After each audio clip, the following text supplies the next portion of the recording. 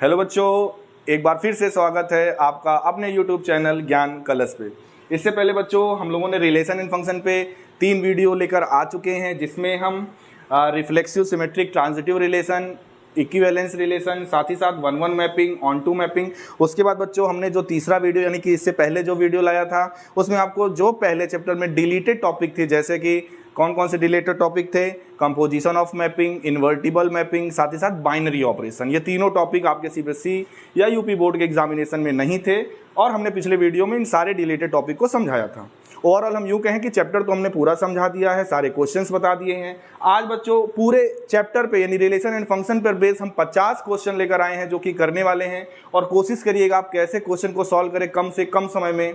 तो चलिए समय वेस्ट ना करते हुए फास्ट टेस्ट सीरीज आपको हम लेकर आए हैं रिलेशन एंड फंक्शन की। स्टार्ट करते हैं पहला question.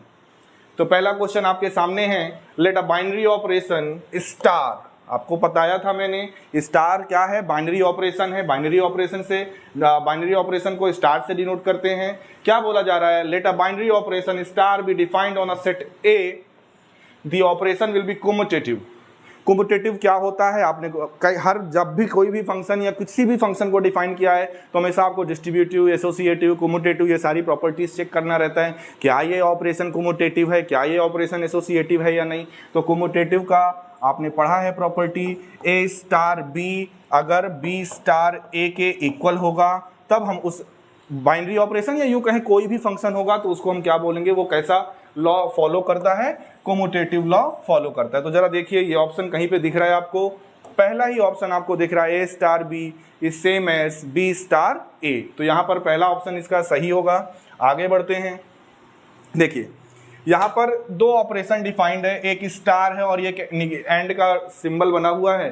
These are two binary operation, आप किसी को भी कह सकते हो। और डिफाइन किस तरह से है, A star B is defined as A square B. तो यहाँ पे हमें क्या निकालना है, 2 स्टार 3 ये भी बाइनरी ऑपरेशन है, 6 स्टार 7, और ये डिफाइन किस तरह से है, A star B is defined as A square B. तो सबसे पहले हम इस बाइनरी ऑपरेशन को सॉल्व करते हैं, जहां पर ए हमारा 2 है और बी क्या है 3 है। जरा इस पे अप्लाई करिए तो ये क्या आएगा, 2 का स्क्वायर और इंटू 3, ये हो जाएगा 4 इंटू 3 जिसकी वैल्यू क्या होगी 12।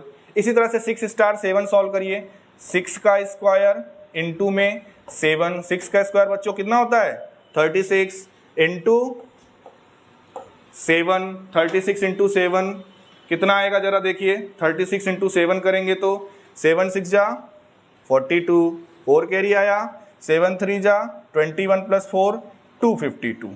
जरा देखिए हमने इस बाइनरी ऑपरेशन को सॉल्व कर दिया, इस बाइनरी ऑपरेशन को सॉल्व कर दिया, और इन दोनों के बीच में फिर एक और बाइनरी ऑपरेशन लगा हुआ है। और बच्चों ये किस तरह से डिफाइंड है, 2a प्लस बी यानी कि 2 इंटू 12 प्लस 252। जरा सॉल्व करिए, 12 2 जा 24 प्लस 252 बच्चों ऐड करेंगे ये कितना आएगा 276। जरा देखिए कहीं ऑप्शन में 276 दिखाई दे रहा है क्या, बिल्कुल दिखाई दे रहा है। कौन सा ऑप्शन सही है, option number C is correct. अगले क्वेश्चन की ओर बढ़ते हैं। फिर से बाइनरी ऑपरेशन, अगर आपको याद हो, अगर आपने पिछला वीडियो देखा हो तो ये क्वेश्चन मैंने शायद आपको होमवर्क में दिया था, A star B is equals to 4ab। A star B किस तरह से डिफाइंड है 4ab से, तो हमें वैल्यू चाहिए ए स्टार बी स्टार ए। तो जरा देखिए इसमें यहीं पे डिफाइन करते हैं, ए स्टार बी को क्या लिख सकते हैं 4ab, और फिर से इस पे बाइनरी ऑपरेशन किसके साथ लेना है ए के साथ, तो फिर 4ab 4, अब तो हमारा ए ये है ना, यानी कि 4ab और इंटू ए तो 16 ए स्क्वायर बी। कौन सा ऑप्शन सही है, option number B is correct answer. आगे बढ़ते हैं। फिर से बाइनरी ऑपरेशन में बच्चों जानबूझ के बाइनरी ऑपरेशन और जो कंपोजिशन ऑफ फंक्शन है इसके क्वेश्चंस ज़्यादा लेकर आ रहा हूं, क्योंकि मुझे पता है कि आप इक्विवेलेंस रिलेशन 1-1 ऑन-टू की प्रैक्टिस बहुत सारी कर चुके हैं, बोर्ड का पेपर भी देने आप लोग जा रहे हैं, तो ये सारे क्वेश्चंस तो आप लोग कर ही रहे हैं, लेकिन जो आपके टच में नहीं है, जिसकी आपकी ज़्यादा ज़रूरत है वो बाइनरी ऑपरेशन और कंपोजिशन ऑफ फंक्शन है। इसलिए हो सकता है आपको इसमें क्वेश्चंस ज़्यादा दिखें, लेकिन एक बात मैं गारंटी के साथ कह रहा हूं कि अगर ये पूरा वीडियो आप देखोगे, ये 50 क्वेश्चन का वीडियो देखोगे तो आपका पूरा कॉन्सेप्ट भी क्लियर होगा, और इस मात्र एक वीडियो से आपको चैप्टर नंबर 1 से कोई भी क्वेश्चन अगर CUET में आएगा तो आपसे छूटेगा नहीं, आप बिल्कुल करेक्ट करके आओगे। और आपको जैसा कि पता है कि एक करेक्ट आंसर आपको 5 नंबर देके जाएगा, तो बिल्कुल इसको ध्यान से देखिए। अगला क्वेश्चन क्या कह रहा है, star be a binary operation defined by A star B is equal to 3a to the power b plus 5, और हमें चाहिए क्या 8 star 3, 8 star 3 into 8 to the power 3 plus 5, तो 3 इंटू 8 का क्यूब, 8 8 जा 64 और 64 8 जा 512। जरा इसको पहले 3 से मल्टीप्लाई करिए, 3 2 जा 6, 3 1 जा 3, 3 5 जा 15 प्लस 5, बच्चों ये कितना आएगा 1541। देखिए कोई ऑप्शन में है क्या 1541, बिल्कुल ऑप्शन नंबर डी इसका सही है। आगे बढ़ते हैं, विच of the following is not a type of binary operation. Option जरूर देखिए, पहले तो क्वेश्चन सही से पढ़ा करिए। हो सकता है आप क्वेश्चन पढ़ो और तुरंत आप कुछ भी देख के ऐसे रैंडमली मार दो। कई बार, बहुत बार ऐसी गलती आपसे होती है, आप क्वेश्चन सही से ना पढ़ पाने के कारण आप गलत टिक करके चले जाते हो और सोचो आपका 5 नंबर भी नहीं मिला, जो सही किए थे उसका 1 नंबर चला भी गया। So which of the following is not a, भाई यहाँ पे नॉट लगा हुआ है, ये नहीं पूछ रहा कि कौन सा operation binary operation, not a type of binary operation. जरा देखिए, कोमोटेटिव, एसोसिएटिव, डिस्ट्रीब्यूटिव, बिल्कुल ये बाइनरी ऑपरेशन में होता है। क्या आपने ट्रांजिटिव पढ़ा है क्या बाइनरी ऑपरेशन में? आपने ट्रांजिटिव कहाँ पढ़ा होगा? रिलेशन में, रिफ्लेक्सिव, सिमेट्रिक, ट्रांजिटिव। तो ये रिलेशन का टाइप है, ये बाइनरी ऑपरेशन का टाइप नहीं है। तो यहाँ पे कौन सा ऑप्शन सही हो जाएगा? ऑप्शन नंबर ए। आगे बढ़ते हैं। चलिए, कुछ बाइनरी ऑपरेशन से हटकर आया, देखते हैं भैया।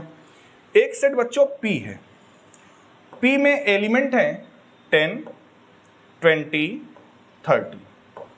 दूसरा सेट Q है, इस Q में एलिमेंट क्या क्या है? 5, 10, 15, 20। पूछा क्या जा रहा है? Which of the following function is 1 1 and not onto. 1 1 तो हो बट ऑन टू ना हो।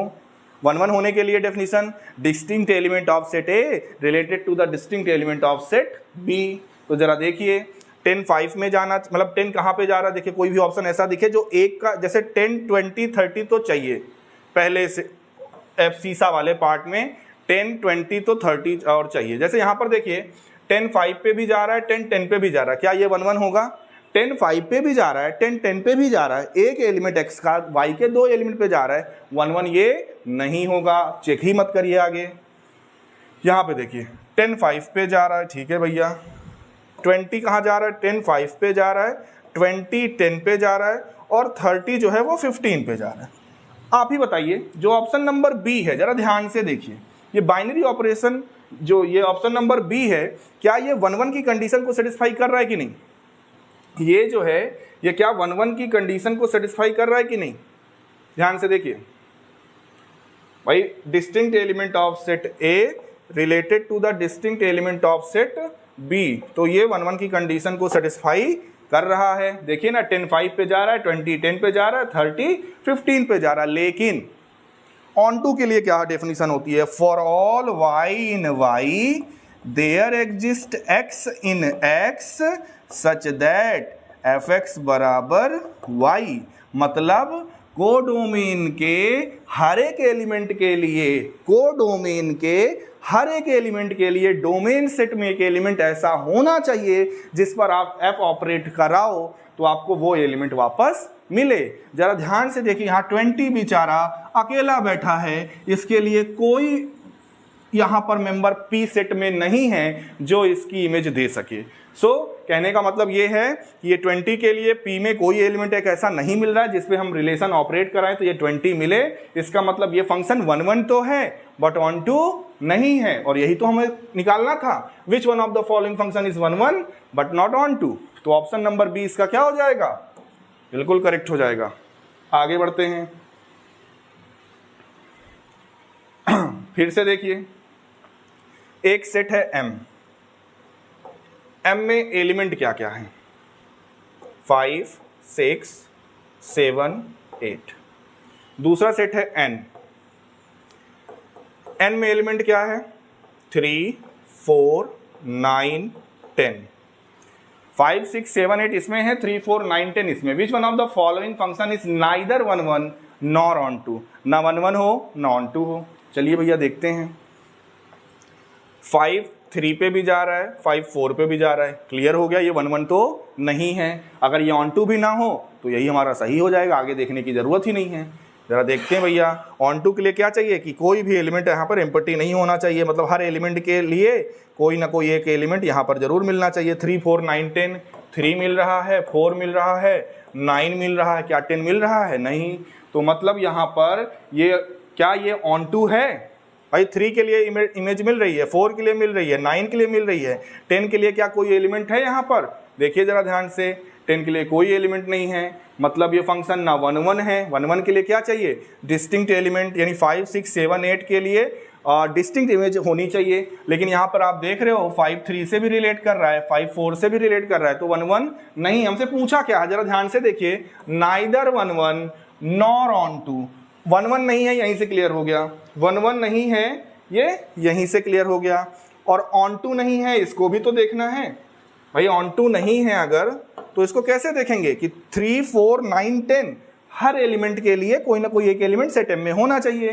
3 के लिए है, 4 के लिए है, 9 के लिए है, लेकिन 10 के लिए नहीं है। इसलिए ये जो पहला ही ऑप्शन है बच्चों, ये ना तो 1 1 है और ना ही ऑन टू है। आगे बढ़ते हैं, देखिए, a function f from r to r is defined by fx is equal to 5x³ minus 8, और हमें टाइप ऑफ फंक्शन चेक करना है 1 1 ऑन टू मैनी वन या 1 1 ऑन टू दोनों है। चलिए देखते हैं।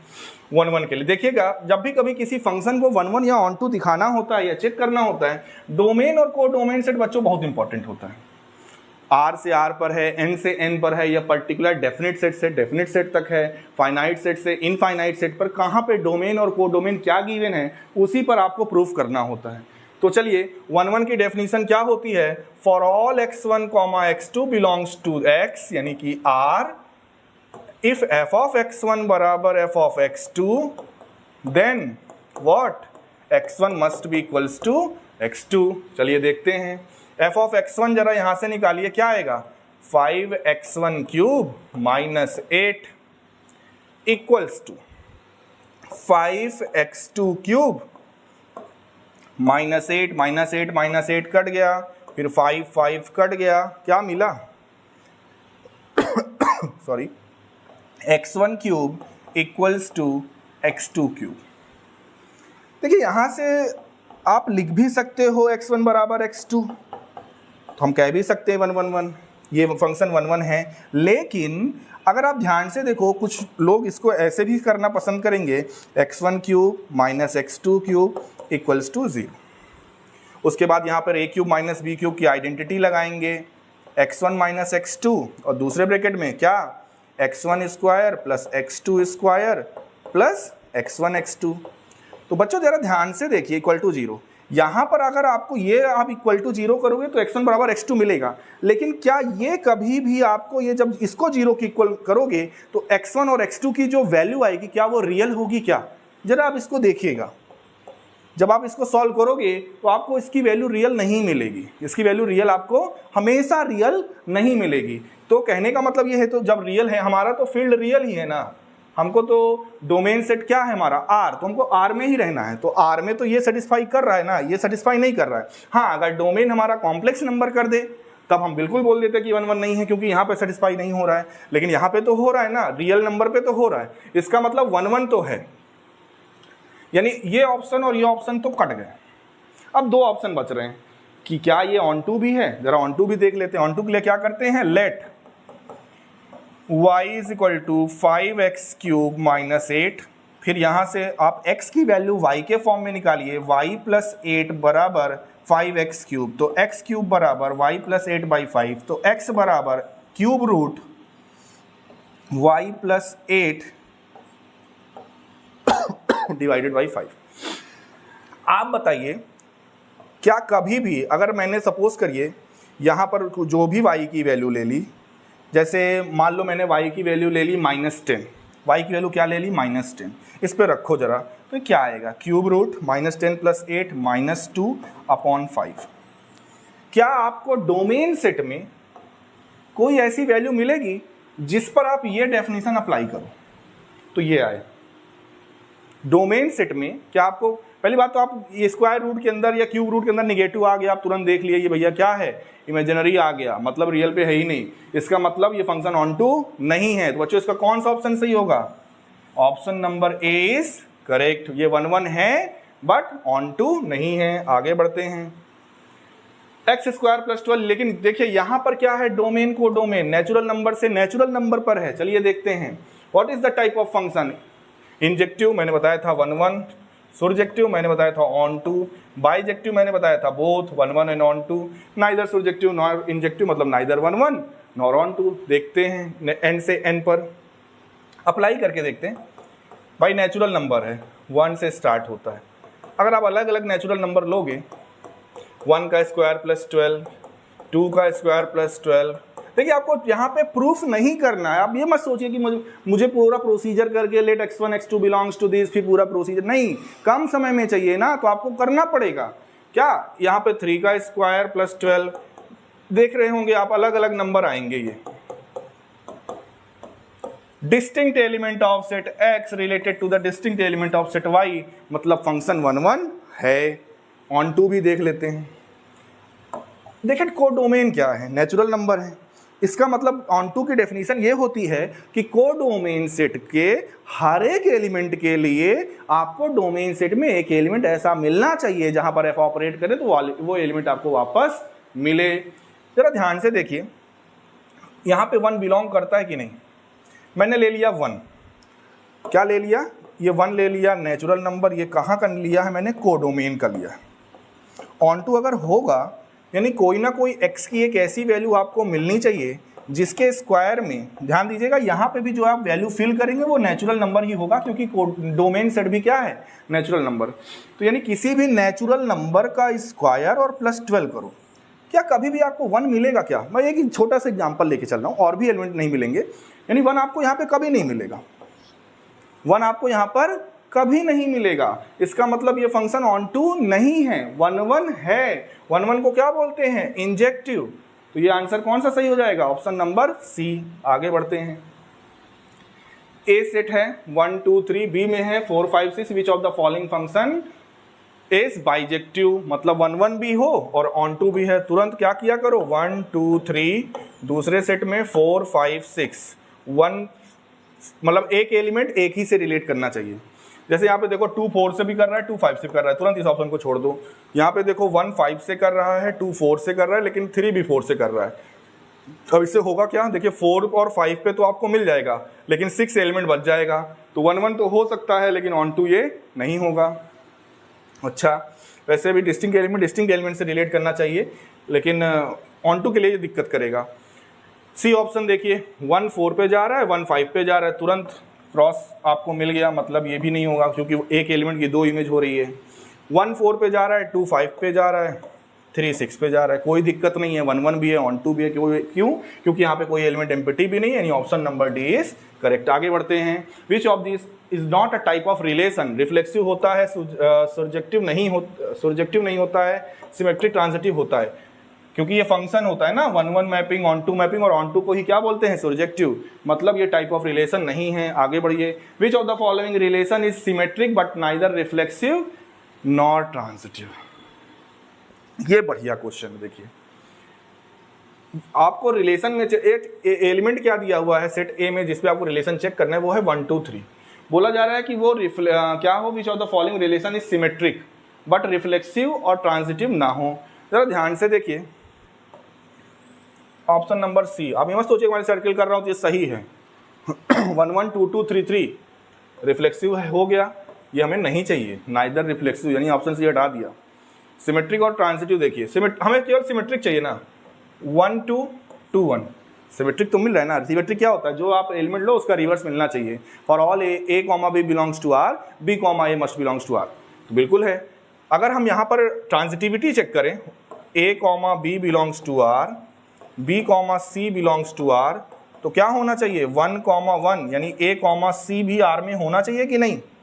लेकिन क्या 1 कॉमा 1 ऑप्शन नंबर बी में देखिए, क्या सेट में 1 कॉमा 1 है, नहीं है। तो ऑप्शन नंबर बी इसका क्या हो जाएगा, बिल्कुल सही हो जाएगा। ये रिलेशन सिमेट्रिक है, ना रिफ्लेक्सिव है, ना ट्रांजिटिव है। आगे बढ़ते हैं, बहुत आसान सा ये क्वेश्चन है। a प्लस बी बराबर 5 है, b की वैल्यू ग्रेटर देन 1 होनी चाहिए, और कौन सा रिलेशन सेटिस्फाई कर रहा है। पहला ही जरा ऑप्शन ध्यान से देखिए, 2 प्लस 3 5 आ रहा है, और बाकी देखिए 4 प्लस 2 6 आएगा, 2 प्लस 1 0, ये दोनों तो तुरंत कट जाएंगे। आप ये कहोगे सर ये भी हो सकता है, 5 इसमें भी आएगा सम, लेकिन बोला क्या गया है, जो b है वो ग्रेटर देन क्या होना चाहिए, 1 होना चाहिए। यहाँ क्या है 0, बट यहाँ पे b ग्रेटर देन 1 है, तुरंत ऑप्शन नंबर ए लगाइए, आगे बढ़िए। Which of the following relation is transitive but not reflexive for the set 3 4 6? Reflexive नहीं होना चाहिए भैया। मैं पहले इसी को काट दूंगा। ट्रांजिटिव चेक करना है, देखिए ध्यान से। 3 4 है, 4 देखो 3 4 है, 4 से स्टार्ट होने वाला एक ही एलिमेंट है 4 6, तो हमें ट्रांजिटिविटी के लिए क्या देखना चाहिए, 3 6 है, यानी इस एलिमेंट पर सेटिस्फाई हो रहा है। 4 6 अगर हम लेते हैं तो क्या 6 से एलिमेंट स्टार्ट होने वाला कोई है यहाँ पे, 6 से नहीं है, छोड़ दो इसको। फिर देखिए 3,6, तो 3,6 है, लेकिन 6 से फिर इससे स्टार्ट होने वाला कोई नहीं है, तो मतलब ये ट्रांजिटिव की बात यहाँ पर करेंगे नहीं। सेकेंड वाले ऑप्शन को देखते हैं, 1,2, 2 से स्टार्ट होने वाला कोई है, नहीं है, यहाँ पे भी बात नहीं करेंगे। विच of the following relation is transitive but not reflexive for the set this, okay. देखिए यहाँ पर देखिए 3,4 है, 4,3, 3,3 होना चाहिए, नहीं है, ये भी ट्रांजिटिव नहीं है, ये भी ट्रांजिटिव नहीं है। अब जरा पहले वाले ऑप्शन को फिर से देखते हैं, क्या बोला जा रहा है, a, b हो, b, c हो, तो a, c होना चाहिए, जरा है कि नहीं। और किसी में आपको मिल रहा है भैया रिफ्लेक्सिव नहीं होना चाहिए, पहली कंडीशन तो पहले ही हट गया।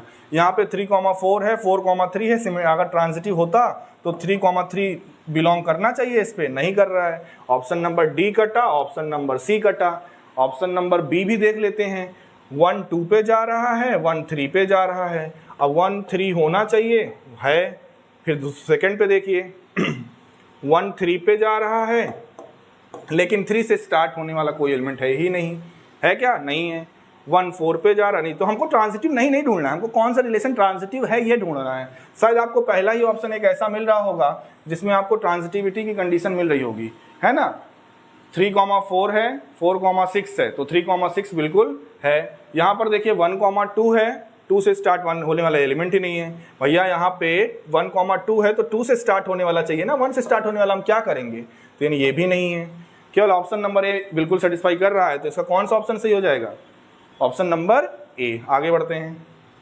विच of the following relation is reflexive but not transitive, उल्टा हो गया, बहुत आसान होगा। 7 8 9 है, रिफ्लेक्सिव चाहिए, 7 7 8 8 9 9, आगे बढ़िए, option number A is correct. अगला क्वेश्चन देखिए, let I be the set of lines in X Y plane, R be a relation in I defined by I1, I2 such that I1 is parallel to I2. I1 is parallel to I2, एक ही plane पर है। What is the type of relation?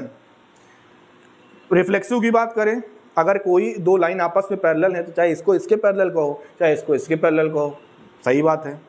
कहने का मतलब हमेशा दो line अगर आप सेम लेते हो तो आपस में तो पैरेलल होंगी ही होंगी। If A, B belongs to A, then B, A also belongs to R। तो कहने का मतलब ये है, सिमेट्रिसिटी अगर हम चेक करें, अगर I1 I2 पैरेलल है तो क्या I2 I1 पैरेलल नहीं होगा, बिल्कुल होगा। इसी तरह से अगर ट्रांजिटिव की बात करें, I1 I2 के पैरेलल है, I2 I3 के पैरेलल है, तो क्या ये दोनों पैरेलल नहीं होंगे, बिल्कुल होंगे। यानी ये रिलेशन रिफ्लेक्सिव, सिमेट्रिक, ट्रांजिटिव तीनों हैं। ये रिलेशन कैसा होगा, इक्विवेलेंस रिलेशन, आपके एनसीईआरटी में ये क्वेश्चन होगा। आगे बढ़ते हैं। For all A, A belongs to R, for every A belongs to A, this condition is for which of the following relation, A, A, for all A belongs to R, किसमें है, reflexive में है। पढ़ाया है मैंने, नहीं पढ़ा तो प्रीवियस वीडियो देखिए। आगे बढ़ते हैं। विच of the following relation is symmetric and transitive but not reflexive, symmetric और ट्रांजिटिव हो लेकिन रिफ्लेक्सिव ना हो, तुरंत इसको काट दो। सॉरी, सिमेट्रिक चाहिए, सिमेट्रिक और ट्रांजिटिव चाहिए। खैर यहाँ पर ट्रांजिटिव नहीं मिलेगा क्योंकि 4,5, 5,4 सिमेट्रिक तो मिल रहा है, लेकिन ट्रांजिटिव नहीं मिल रहा है क्योंकि 4,4 नहीं है। और हमें क्या नहीं चाहिए, ट्रांजिटिव नहीं मिल रहा है यहाँ पे, हमें क्या चाहिए, रिफ्लेक्सिव नहीं चाहिए ना, बट नॉट रिफ्लेक्सिव। तो 4 4 5 5 ये रिफ्लेक्सिव है, ये नहीं चाहिए। अब हमारे पास दो ऑप्शन बचा, ए और सी। जरा देखिए सिमेट्रिसिटी देखते हैं, 4,4 रिवर्स इसका यही होता है, 5,4 अगर सिमेट्रिसिटी की बात करें तो इसका रिवर्स क्या होगा 4,5, क्या 4,5 इसमें है, नहीं है, हम देखेंगे नहीं, यही हमारा ऑप्शन सही है, क्योंकि 3 ऑप्शन गलत तो चौथा सही, समय वेस्ट नहीं करना, आगे बढ़िए। एक A1, A2 belongs to R implies that A2, A1 belongs to R. For all A1, A2 belongs, this condition is for which of the following relation? A, B belongs to R, then B, A belongs to R. कैसा relation होता है? Symmetric relation होता है, आपने पढ़ा हुआ है, आगे बढ़िए। देखिए यहाँ पे बाइनरी ऑपरेशन को जैसे अभी तक स्टार बोलते थे, यहाँ पे एंड सिंबल से डिनोट किया गया है। कौन से सेट पर डिफाइंड है, यानी and is a binary operation from set n cross n to n। And defined किस तरह से है, अच्छा डिफिनेशन नहीं पूछ रहा है, which of the following definition is commutative but not associative. देखो भैया प्लस और माइनस में आपको कोमोटेटिव एसोसिएटिव की दिक्कत नहीं है, माइनस में एक्चुअल में कोमोटेटिव नहीं होगा, a माइनस बी माइनस ए बराबर नहीं होता, प्लस में मिलेगा। बोला जा रहा है कि कोमोटेटिव हो, तो भैया ये तो कोमोटेटिव है नहीं, ये कोमोटेटिव भी है एसोसिएटिव है। आप चाहे देखो ना a plus B plus A plus B plus C, चाहे पहले b प्लस सी को ऐड करके लिखो, चाहे a प्लस बी को ऐड करके लिखो, ये नहीं है। अच्छा अगर अब इन दोनों पे बात आती है नेचुरल नंबर पे डिफाइंड, भैया एलिमेंट लेके देख लेते हैं। अगर हमारा a एंड b डिफाइंड है ए बी से, मैंने दो नेचुरल नंबर ले लिए 1 और 2, तो ये 1 इंटू 2 क्या आएगा 2। कोमोटेटिव के लिए क्या चाहिए 2 स्टार 1, या स्टार में लिख रहा हूँ, एंड बोलो चाहे स्टार 2 आएगा, यानी कोमोटेटिव तो है। जरा एसोसिएटिव वाली कंडीशन चेक करते हैं, इसके लिए 3 एलिमेंट लेते हैं, 1 स्टार 2 स्टार 3। पहले 1 और 2 पे डेफिनेशन अप्लाई करिए, तो ये 2 आएगा स्टार 3, ये कितना आ जाएगा 6। अब जरा दूसरी कंडीशन क्या होती है 1 स्टार 2 स्टार 3, तो 1 स्टार 2 स्टार 3 कितना आएगा 6, ये 6 आ गया। जरा ध्यान से देखिए ये एसोसिएटिव हो गया, हमें नहीं चाहिए एसोसिएटिव, नॉट एसोसिएटिव, बच रहा है यही ऑप्शन, तो ऑप्शन नंबर सी तो करेक्ट होगा।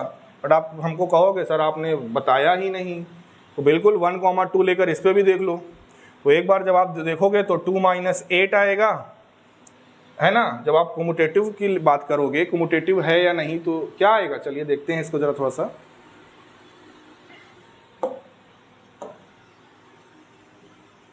देखते हैं इसका कोमोटेटिव।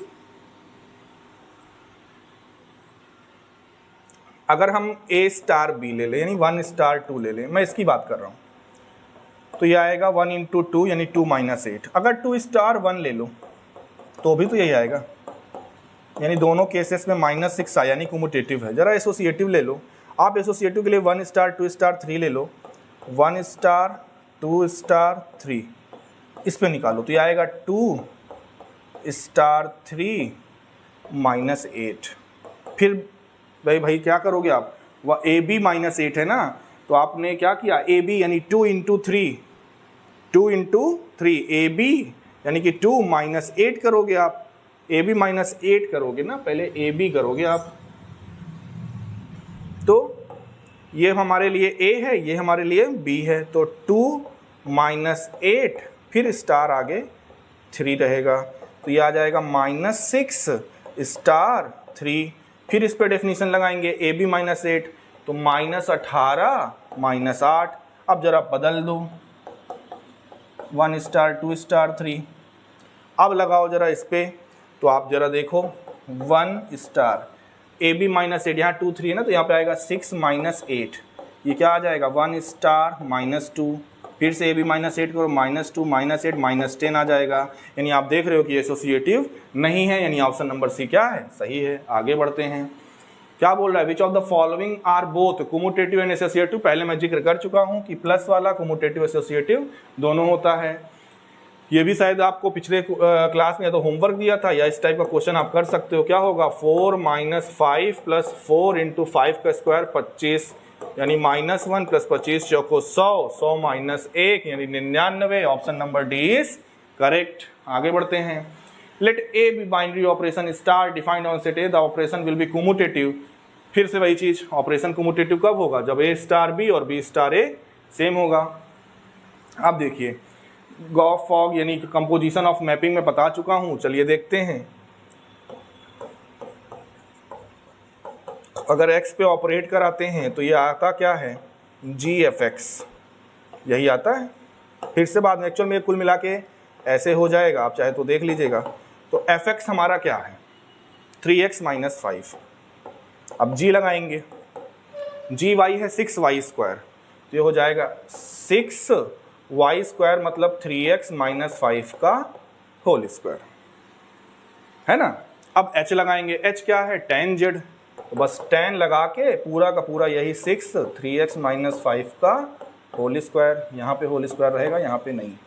कोई ऑप्शन दिख रहा है, ऑप्शन नंबर बी जरा ध्यान से देखिए, tan 6 3x - 5 का होल स्क्वायर। आगे बढ़ते हैं, 9 से इन्फिनिटी पे है और fx बराबर x² + 9 है, इनवर्स ऑफ f की बात हो रही है, यानी कि अगर हम लेट y बराबर x² + 9 ले लें तो यहाँ से x की वैल्यू निकालो, क्या आएगा, y - 9 स्क्वायर रूट में, है ना। x स्क्वायर रूट में ये SQRT का मतलब स्क्वायर रूट ही है, y - 9 और इन्वर्स की बात करें तो मैंने बताया था इसको आप f इनवर्स x से और इसको x से रिप्लेस करो तो x - 9 ये हो जाएगा।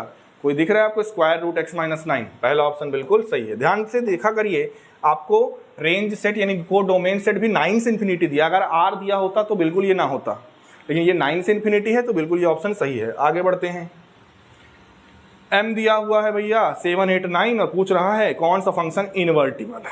इन्वर्टिबल कौन होता है, जो 1 1 on 2 दोनों होता है। चलिए देखते हैं, m से m पर, बहुत आसान है। 7 8 9 यहाँ पर भी होगा, दूसरा भी आपको सेट m ही रखना है, 7 8 9। तो भैया देखिए 7 7 से रिलेट हो रहा है, 8 8 से रिलेट हो रहा है, 9 9 से रिलेट हो रहा है। पहला ही ऑप्शन देखिए 1 1 है कि नहीं, distinct element of set this related to the distinct element of set this, मतलब 1 1 है। ऑन टू के लिए यहाँ का कोई भी एलिमेंट एम्प्टी नहीं होना चाहिए, मतलब कोई ऐसा एलिमेंट नहीं छूटना चाहिए जिसके लिए यहाँ पर एलिमेंट आपको ना मिले, जो उसकी इमेज लेने पर वहाँ पे वैल्यू आ जाए। तो मतलब ये आपको फंक्शन दिख रहा है 1 1 भी है, ऑन टू भी है, दूसरे ऑप्शन को देखने का कोई मतलब नहीं है, टाइम वेस्ट होगा। आगे बढ़ते हैं,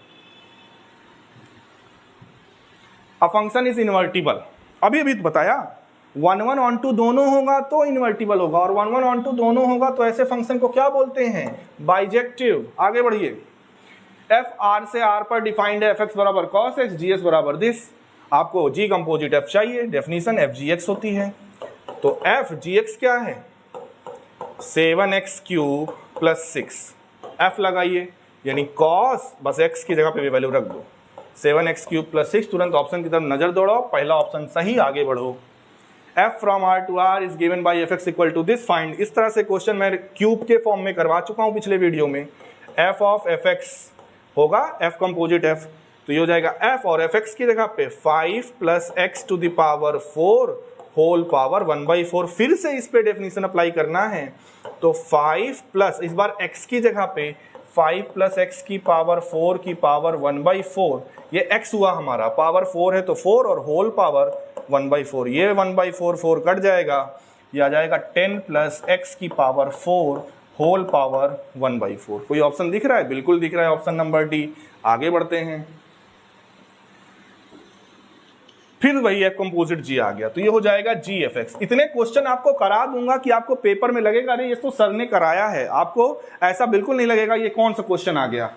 तो देखिए g और fx क्या है, √x है, fx क्या है, √x है।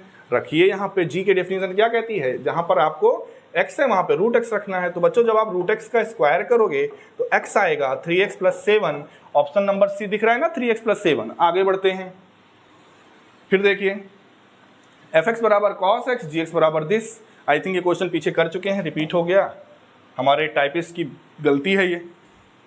आगे बढ़ते हैं, क्या लिखा हुआ है, fx बराबर px + q, gx बराबर mx + n, f gx बराबर gfx, ये कंडीशन गिवन है, यानी कि g कंपोजिट f और f कंपोजिट g बराबर है। तो कहाँ भाग रहे हो भैया, थांबा जरा, बस बस बस, चलिए देखते हैं। तो हमें करना क्या है, fx पहले देख लेते हैं, पहले LHS देखिए, f gx क्या है, mx + n।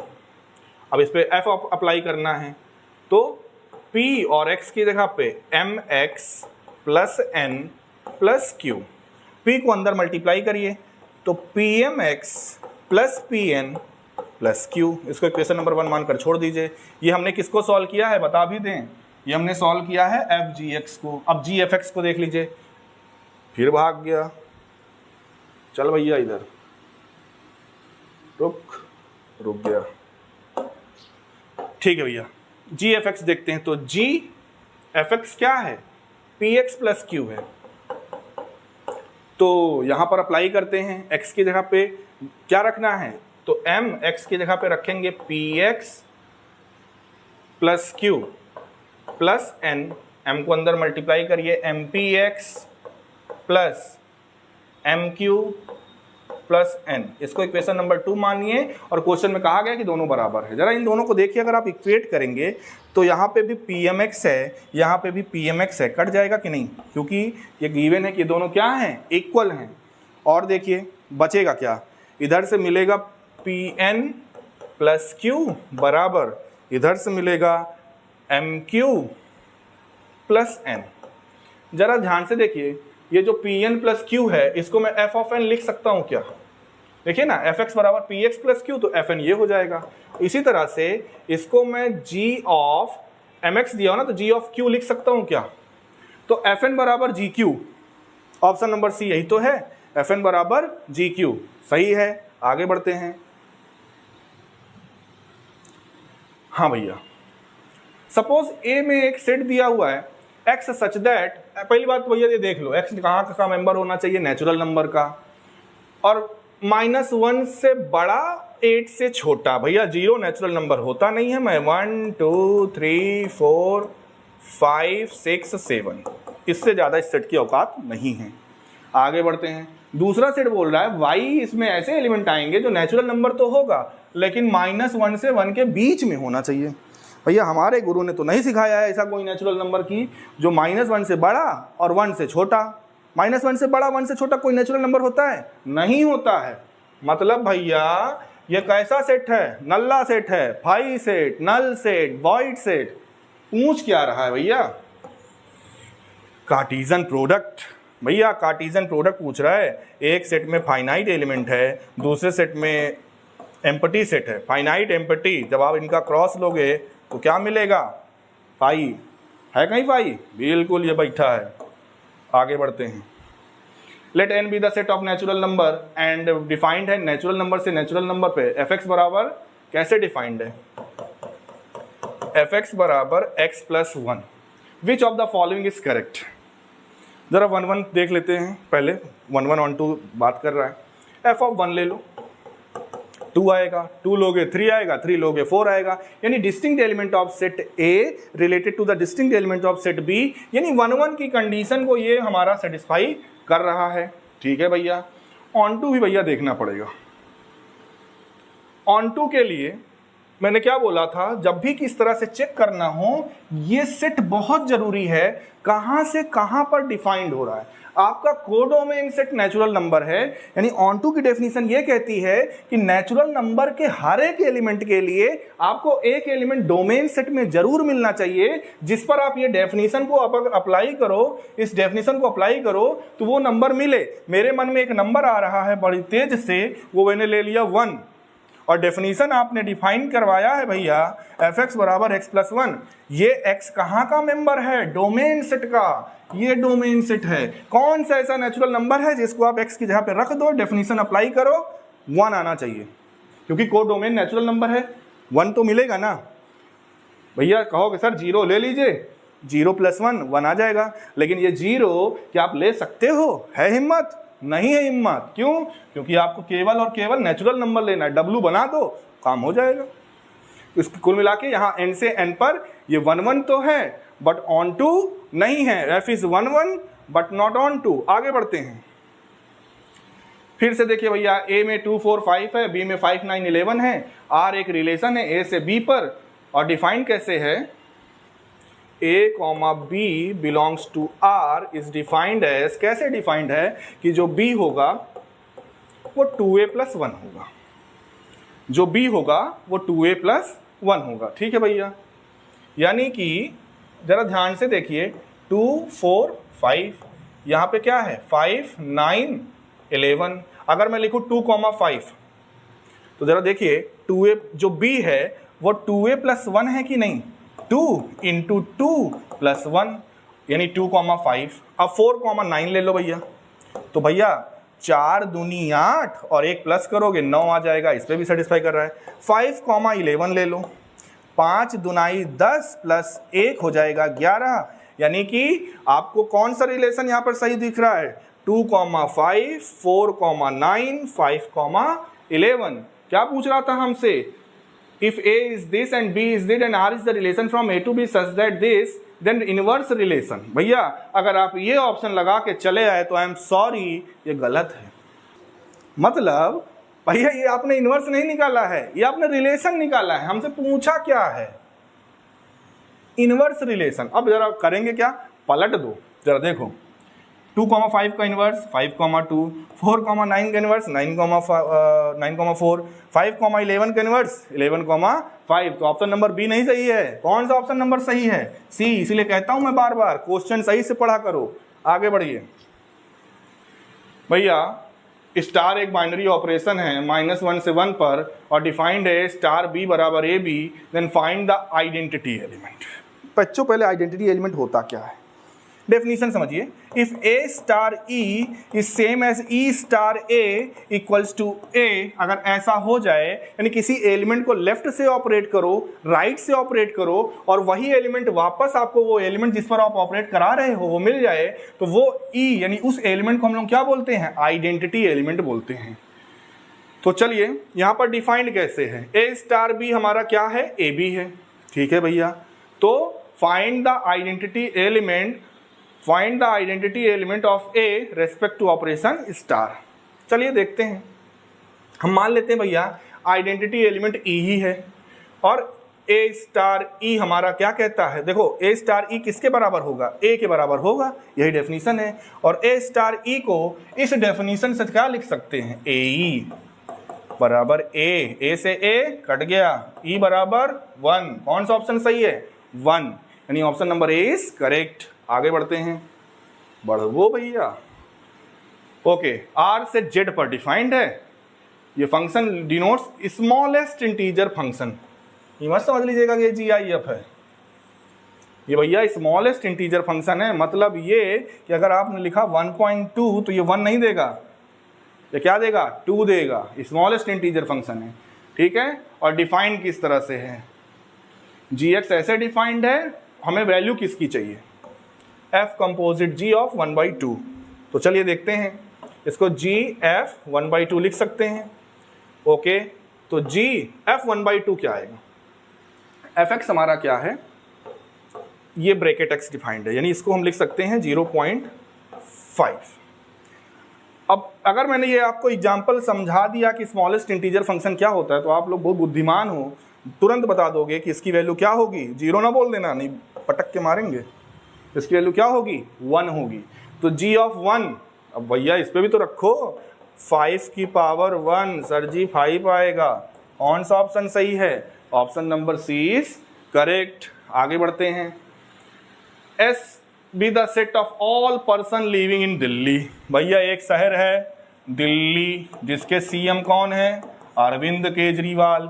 शिक्षा व्यवस्था वहाँ की सब कहते हैं बहुत अच्छी है, तो अच्छी ही होगी। We say that X, Y in S are relation, they were born in Delhi। X, Y ये दो पर्सन है, S क्या है, वही दिल्ली में रहने वाले पर्सन, जो लोग दिल्ली से बिलोंग करते हैं। R relation if they were born in Delhi, मतलब एक्स वाई को हम एस में तभी यानी उस रिलेशन सेट में तभी डालेंगे जब उन दोनों का जन्म उसी दिल्ली में हुआ हो, ठीक है भैया।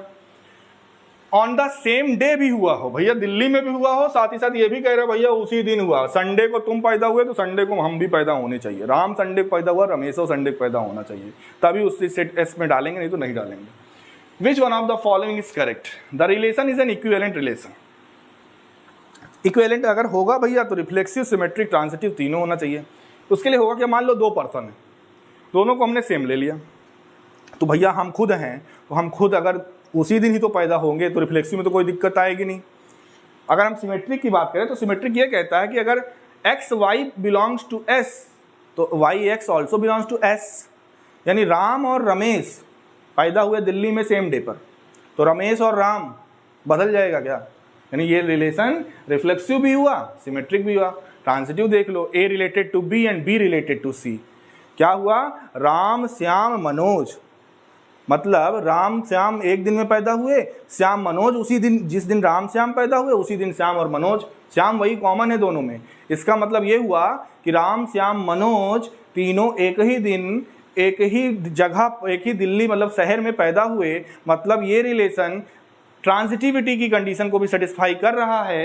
ए रिलेटेड टू बी है, बी रिलेटेड टू सी है, तो ए रिलेटेड टू सी भी होगा। मतलब ये पहला ही ऑप्शन सही है। बिल्कुल समय नहीं वेस्ट करोगे, पहला ऑप्शन मिल गया, आगे आपको देखने की जरूरत, मैं तो समझा भी चुका हूँ तीनों रिलेशन को कि क्यों ये रिफ्लेक्सिव सिमेट्रिक ट्रांजिटिव है।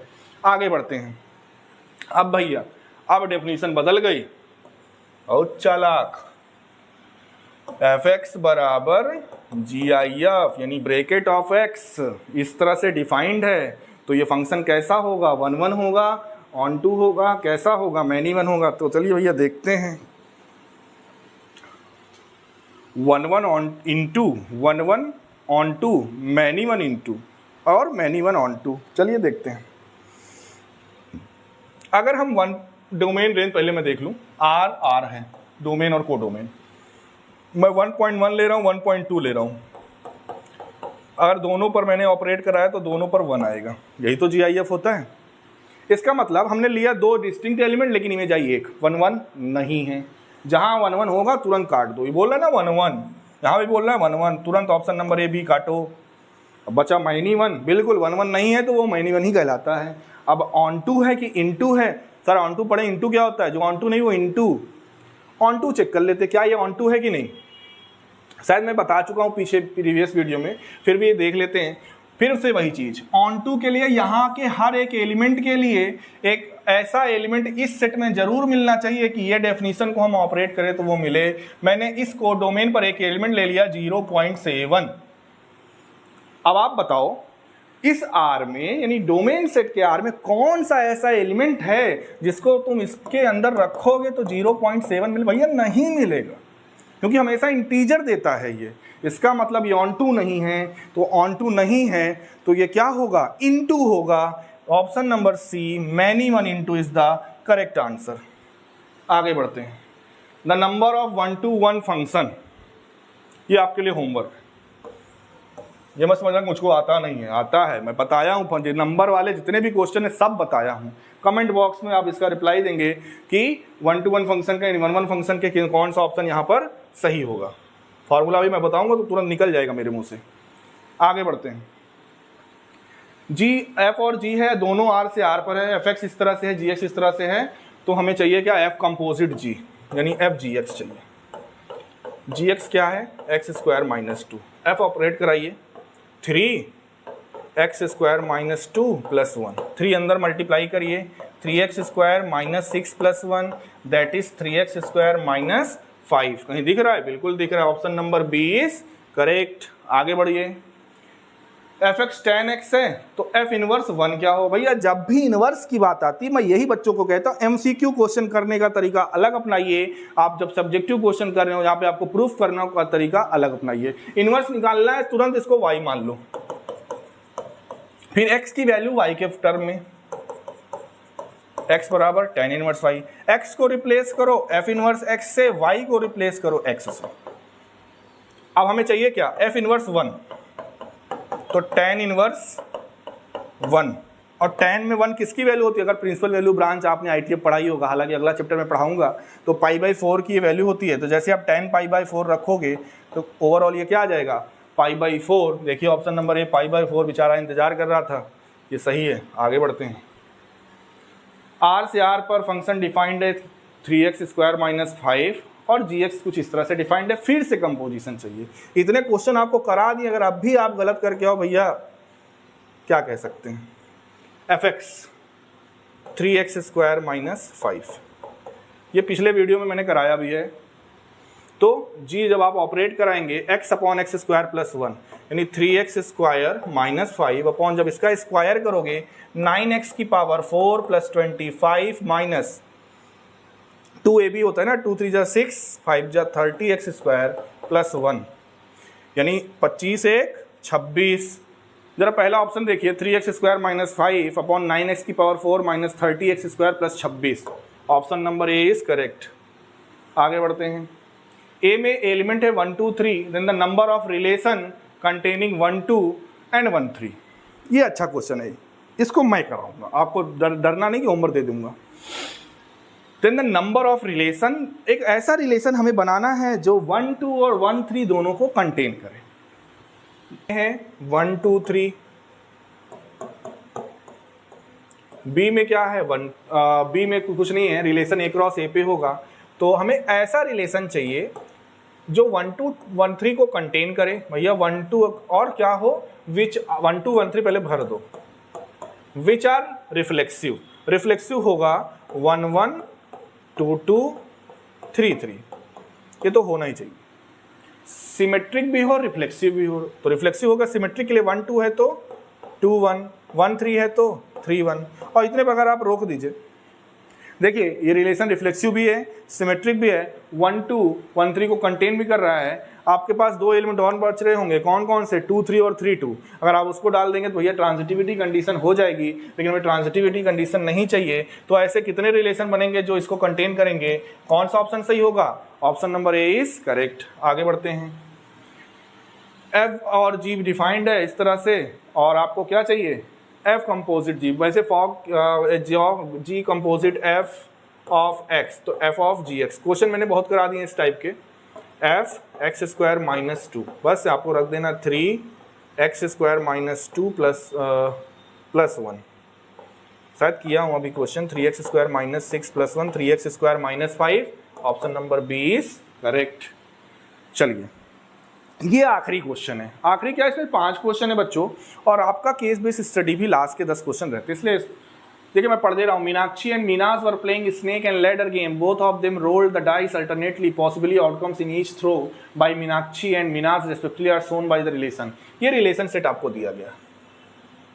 बेस्ड ऑन द रिलेशन आपको ये कुछ क्वेश्चंस के आंसर देने हैं। पहला क्वेश्चन है कि अगर रिलेशन किसी सेट C से C पर डिफाइंड हो, C यहाँ पर 1 2 3 4 है, then for R to be symmetric which pair should be added. Symmetricity होने के लिए, R की सिमेट्रिसिटी के लिए कौन सा पेयर एडेड होना चाहिए? भैया 1 2 यहाँ पर है तो इसका सिमेट्रिसिटी 2 1 से होगा, तो क्या 2 1 है यहाँ पर। फिर देखिए 3 3 तो रिवर्स सही है, 2 3 है, 3 2 है, बिल्कुल 3 2 है, 4 4 का रिवर्स है, 2 2 का है, 2 1 है तो 1 2 है, 3 2 है तो 2 3 भी है, 4 1 है तो 1 4 होना चाहिए, 4 1 है, सिमेट्रिसिटी के लिए 1 4 होना चाहिए, लेकिन 1 4 रिलेशन सेट में नहीं है, तो यानी उसको अगर हम रिलेशन सेट में ऐड कर दें तो ये सिमेट्रिसिटी हो जाएगा। अगले वाले सेट पे बढ़ते हैं। अगला क्वेश्चन क्या है? 47वां नंबर। R from D to D, D इस तरह से, इसमें 1 2 3 4 5 है। Choose the missing pair for R to be reflexive. अगर भैया 5 ऐड कर दोगे, यहाँ 1 1 है, 2 2 है, 3 3 है, कहाँ है 3 3? बिल्कुल है। 4 4 है, बिल्कुल है, लेकिन 5 5 नहीं है।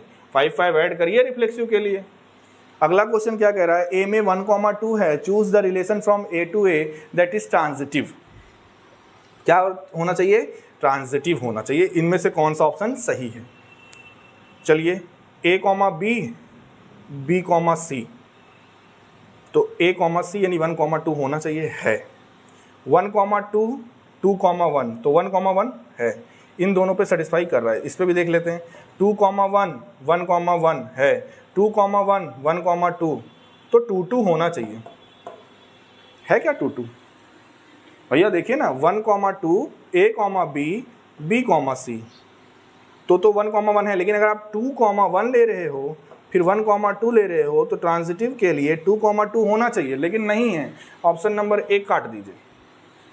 बी में देखिए 2 2 है, फिर 2 1 है तो 2 1 है, 2 1 है, 1 2 है तो 2 2 है, और 1 2 अगर है तो 2 1 भी है, और इसके हिसाब से 1 1 होना चाहिए, लेकिन 1 1 इसमें नहीं है, मतलब ये भी नहीं हुआ। एक ही ऑप्शन बच रहा है चेक करने के लिए, डी तो नन ऑफ दीज है। देखते हैं भैया, 1 1 है तो 1 से शुरू होने वाला 1 2, तो 1 2 होना चाहिए, है। 2 2 है, 2 से शुरू होने वाला 2 1, तो होना क्या चाहिए? 2 1 है। 1 2, फिर 2 से शुरू होने वाला, एक है 2 1, एक है 2 2, जब आप 2 1 लोगे तो 1 1 चाहिए, 1 1 है। जब आप 2 2 लोगे तो 1 2 चाहिए, 1 2 है। 2 1 ले लो तो 2 1 लोगे तो 1 1 यानी 2 1 चाहिए, 2 1 भी है। यानी ऑप्शन नंबर सी इसका क्या है, करेक्ट। ठीक है। 49th question, for an equivalence relation which of the following type of relation required, reflexive, symmetric, transitive, तीनों होना चाहिए। Which of the following pair need to be added to R to make it transitive. बच्चों ये question मैं चाहूँगा, क्योंकि reflexive, symmetric, transitive मैं बहुत बता चुका हूँ, इस रिलेशन में ऐसा कौन सा एलिमेंट ऐड कर दें कि ये रिलेशन ट्रांजिटिव बन जाए, ये भी बच्चों आपका होमवर्क है। तो इस तरह से बच्चों आपका पहले चैप्टर का पूरा एनालिसिस एक टेस्ट सीरीज में यानी 50 क्वेश्चन में सारा चैप्टर कवर किया गया है। और आई होप आप 3 वीडियो मैंने डाले हैं, एक ये 50 क्वेश्चन की फर्स्ट सीरीज डाली है। इतना अगर आप देख लोगे तो आपका बच्चों पूरा का पूरा पहला chapter relation and function guaranteed है, CUET के एग्ज़ाम में नहीं फंसेगा। पूरा का पूरा पेपर आपका CUET के एग्ज़ाम में आपको कोई दिक्कत नहीं होगी।